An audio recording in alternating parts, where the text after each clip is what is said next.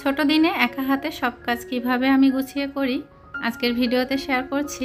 মধ্যবিত্ত পরিবারে বাচ্চাদের আবদার পূরণের ক্ষেত্রে পিতামাতাকে কিছু সচেতনতা অবলম্বন করতে হবে, সে বিষয়ে আপনাদের সঙ্গে শেয়ার করছি।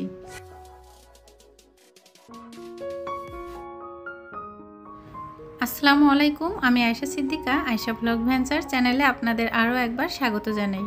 কাছে এবং দূরে, দেশ এবং দেশের বাহিরে যে যেখান থেকে আমার আজকের ভিডিও দেখছেন, আশা করি অনেক বেশি ভালো আছেন, সুস্থ আছেন। আজকে আরেকটি নতুন ভিডিও আপনাদের সঙ্গে শেয়ার করছি। যারা আমার ভিডিওটি দেখা শুরু করেছেন, প্লিজ একটা লাইক দিয়ে পুরো ভিডিওর সঙ্গেই থাকবেন। আজকে ছেলের এক্সাম ছিল, আর যেদিন করে এক্সাম থাকে সেই দিন কিন্তু আমি সকালবেলা ঘুম থেকে উঠে খুব বেশি একটা কাজের চাপ নেই না। তো এই চুলাটা পরিষ্কার করা হয়নি রাতে, যার জন্য চুলাটা আগে পরিষ্কার করে নিয়ে তারপর নাস্তা রেডি করা শুরু করব। তো রাতে কিছু কাজ গুছিয়ে রাখলে তাহলে কিন্তু দিনের বেলা কাজ কমে যায় অনেকটা। তাছাড়া ছোট দিনের বেলায় কিন্তু কাজ করতে করতেই কিভাবে দিনটা চলে যায় আসলে আমরা বুঝতেও পারি না। সকালে কাজের চাপ কমানোর জন্য সকালে নাস্তাটা কীরকম করব সেটা রাতেই চিন্তা করে রাখলে ভালো হয়।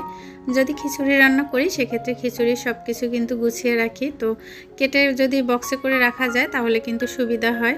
তো আজ ভেবেছি রুটি আর আলু ভাজি করব, যার জন্য কিন্তু রাতে রুটি বানিয়ে হালকা একটু ভেজে রেখেছিলাম।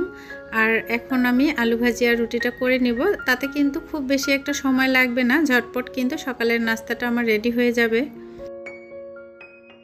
সকাল 10টা থেকে পরীক্ষা শুরু, তো দেখা যাচ্ছে 9টা 30 মিনিটে কিন্তু বাসা থেকে চলে যেতে হয়, যার জন্য কিন্তু 9টার আগে আমার সব কিছু কমপ্লিট করে নিতে হয়। তাছাড়া বাচ্চার যখন পরীক্ষা থাকে তখন কিন্তু তাদেরকে অনেকটা সময় দিতে হয়। তাদের পড়া যে রিভিশন করার বিষয়টা, সেটা আসলে হাতে কলমে না করালে বাচ্চারা কিন্তু অতটা বুঝতে পারে না। যাই হোক, মাশাআল্লাহ আমার ছেলে এখন একটু বুঝতে পেরেছে, তারপরেও কিন্তু ওর উপরে আমি ভরসা করি না। তো দেখা যাচ্ছে যে একদিকে ওকে পড়াচ্ছি, আরেকদিকে নাস্তা রেডি করছি। অফ ক্যামেরায় আমি আলু ভাজিটা করে নিয়েছি, আর এখন রুটিগুলো ভেজে নিচ্ছি।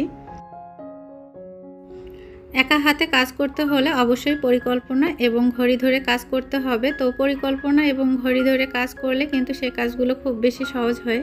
তো এজন্য কিন্তু আমি সকালের নাস্তাটা সব সময়ই রাতে চেষ্টা করি চিন্তা ভাবনা করে রাখার জন্য।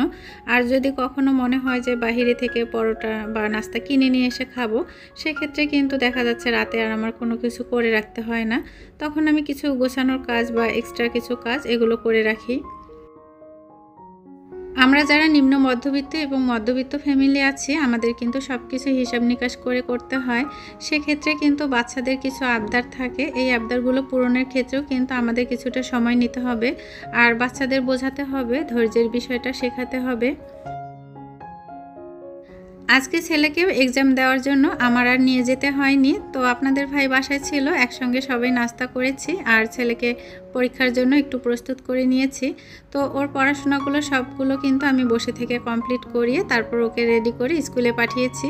আর এই যে আমি এখন রুমে আছি, তো আমার মেয়ে আর আমি দুজন মিলে আছি। আপনাদের ভাই কিন্তু ছেলেকে স্কুলে দিয়ে ও অফিসে চলে গেছে। তো এই যে দুইটা পাখি বসে আছে, হয়তোবা আপনারা দেখতে পাচ্ছেন, আমি কিন্তু একটু জুম করে নিয়েছি। ভিডিওটা যদিও বা একটু ঘোলাটে ভাব এসেছে, তারপরও আশা করি যে ভালোভাবে দেখলে বুঝতে পারবেন। কিছুদিন আগে শখ করে একটা পাখির বাসা কিনেছিলাম, আর আমার ভিডিওতে হয়তোবা অনেকেই খেয়াল করেছেন এই পাখির বাসাটা ঝুলিয়ে রেখেছি দরজার পাশে। তো এই যে চড়ুই পাখি কিন্তু অলরেডি এসে এটাও দখল করা শুরু করেছে। কি আর বলবো, পাখির বাসাটা কিন্তু ওখানে রেখে দিয়েছি। আমার মেয়ে বারবার বলছে যে আম্মু, পাখিগুলো তো এখানেও এসে দখল করেছে। তো আমার মেয়ে কিন্তু অনেক খুশি হয় যখন পাখিগুলো ঘরের ভিতরে এসে এরকম বাসাতে বসে থাকে। যাই হোক, দেখা যাক, তারা যদি এখানে থাকতে পছন্দ করে তাহলে থাকবে, সেটা নিয়ে আর কোনো কিছু চিন্তা ভাবনা করছি না। তো এখানে কিন্তু আমি ফুলকপির ডাঁটা আর আলু ভাজি করছি। তো অনেকেই কিন্তু আমরা ফুলকপির ডাঁটাগুলো ফেলে দেই, তবে এখন শীতের সবজি হিসেবে ফুলকপির ডাঁটা কিন্তু খেতে বেশ মজাই লাগে। ধনিয়া পাতা কাঁচামরিচ দিয়ে একটু ভাজি করে নিয়েছি, আর পাশের চুলায় একটু ডাল রান্না করেছি। সকাল 10টা থেকে 12টা 2 ঘন্টা পরীক্ষা। তো এই 2 ঘন্টা কিন্তু ঘড়ি ধরে আমার এইদিকে কাজগুলো গুছিয়ে নিতে হবে। তো আমি সব সময় চেষ্টা করি এভাবে কাজগুলো করার জন্য। ছেলেকে কিন্তু নিয়ে আসতে হবে আমার, যেহেতু আপনাদের ভাই এখন আর বাসায় ফিরবেন না। তো সেক্ষেত্রে কিন্তু এদিকে আমার রান্না কমপ্লিট করতে হবে, মেয়েকে গোসল করানো, নিজে গোসল করে তারপর কিন্তু ছেলেকে নিয়ে আসতে যাব। বাচ্চাদের আবদার পূরণের ক্ষেত্রে পিতামাতাদের অবশ্যই সচেতন হতে হবে এবং এক্ষেত্রে বাচ্চারা যাতে খুশি থাকে এবং আমরাও যাতে বাচ্চাদের কাছে ভালো হতে পারি সেটাও কিন্তু আমাদের খেয়াল রাখতে হবে। তো সব দিক থেকে কিন্তু সব কিছু বিবেচনা করে তাদের আবদারগুলো পূরণ করতে পারি। আমার ছেলে যখন ক্লাস 2-এ পড়ে তখন হচ্ছে ওর বাবা ওকে বলেছিল ফাইনাল পরীক্ষার সময় যে তুমি যদি ভালো রেজাল্ট করো 1 থেকে 3 রোল হয় সেক্ষেত্রে তোমাকে আমি কক্সবাজারে নিয়ে যাব। তো যাই হোক আমার ছেলে কিন্তু 1 থেকে 3-এর মধ্যে ছিল, তখন কিন্তু ও বলেছে যে বাবা তুমি কিন্তু আমাকে কক্সবাজারে নিয়ে যেতে চেয়েছো। তো ক্লাস 3-তে আর আমাদের সেই সুযোগটা হয়নি। তো ওকে আমরা বলেছি যে ঠিক আছে ধৈর্য ধরো, একটা সময় তোমার আশা আমরা সত্যিই পূরণ করব। তো যাই হোক ক্লাস 4-এ উঠে কিন্তু আমার ছেলেকে নিয়ে আমরা কক্সবাজারে গিয়েছিলাম।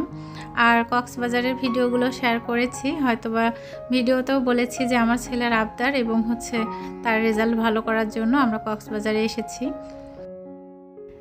যাই হোক ওর আবদারটা আমরা পূরণ করেছি, ও খুশি ছিল এবং আমরা যে কথাটা তাকে দিয়েছিলাম সে কথাটাও রাখতে পেরেছি আলহামদুলিল্লাহ। তবে কক্সবাজারে নিয়ে যেতে চেয়েছি, সঙ্গে সঙ্গে নিয়ে যেতে পেরেছি সেটা কিন্তু না। আর এটা থেকেই কিন্তু ছেলের মাঝে একটা ধৈর্য সৃষ্টি হয়েছে যে না কিছু একটা চাইলে সেজন্য হচ্ছে ধৈর্য ধরতে হবে, অপেক্ষা করতে হবে। এভাবে কিন্তু বাচ্চাদের মাঝে অনেকটা ধৈর্য হয়ে যায়। ধৈর্যের এই বিষয়টা যদি আমরা ছোট থেকে বাচ্চাদের শিক্ষা দিতে পারি তাহলে পরবর্তী জীবনে কিন্তু অনেকটা উপকারে আসবে। এভাবে যখন ক্লাস 3 থেকে 4-এ উঠলো তখন কিন্তু ক্লাস 3-তে যখন ছিল আমরা কিন্তু বলেছি যে তুমি যদি রেজাল্ট ভালো করো যেটা চাইবে আমরা সেটা দেওয়ার চেষ্টা করব, এমনটা চাইবে যেটা আমাদের সামর্থ্যের মধ্যে থাকে আমরা দিতে পারবো এরকমটাই চাইবে। তো ছেলে কিন্তু অনেকটা আশা নিয়ে পড়াশোনা করেছে এবং যখন হচ্ছে ক্লাস 3 থেকে 4-এ উঠেছে তখন কিন্তু ও 2 রোল করেছে। যাই হোক 2-3 মার্কের জন্য আসলে 1 রোল 2 রোল 3 রোল এরকমটা হয়ে যায়। যখন ভালো রেজাল্ট করেছে তখন কিন্তু ওর মনে একটা আশা জেগেছে, এখন কিন্তু বাবা মায়ের কাছে কিছু চাইলে সে পেয়ে যাবে। তো সে কিন্তু ফার্স্ট চয়েস হিসেবে রেখেছে একটা স্মার্ট ওয়াচ আর বলেছে যে আমাকে নানু বাড়িতে নিয়ে যেতে হবে। যাই হোক নানু বাড়িতে আমরা নিয়ে গিয়েছিলাম কিন্তু স্মার্ট ওয়াচটা তাকে কিনে দেওয়া হয়নি, বলেছি যে ঠিক আছে কিনে দেওয়া হবে।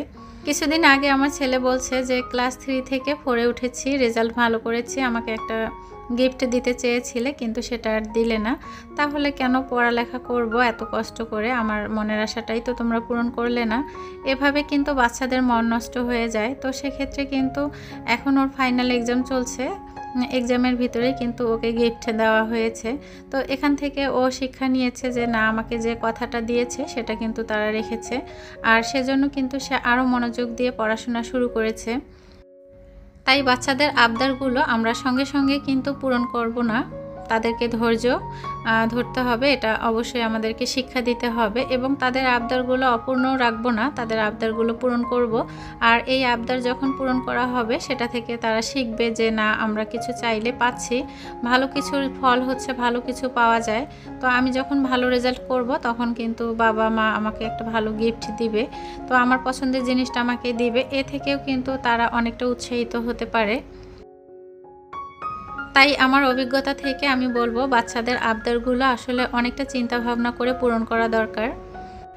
তাতে করে বাচ্চারা এখান থেকে যেমন একটা ধৈর্য ধরতে হবে এটা শিক্ষা পাচ্ছে, পাশাপাশি শিক্ষা পাচ্ছে যে মধ্যবিত্ত পরিবারে আসলে আবদার করলেই সঙ্গে সঙ্গে সেটা পূরণ হয় না, একটা সময় কিন্তু বাবা মা ঠিক সময় মতো আমাদেরকে দিয়ে দেয়।